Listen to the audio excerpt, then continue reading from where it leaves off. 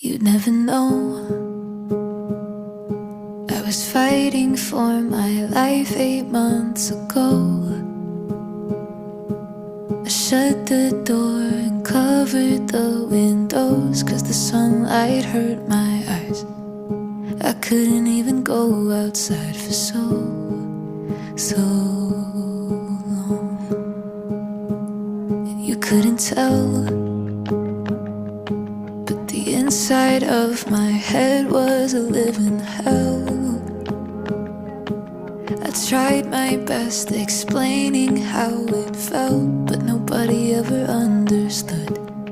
Doctor said that everything looks good, so I blame. Kita di Seoul Forest, rame juga ya.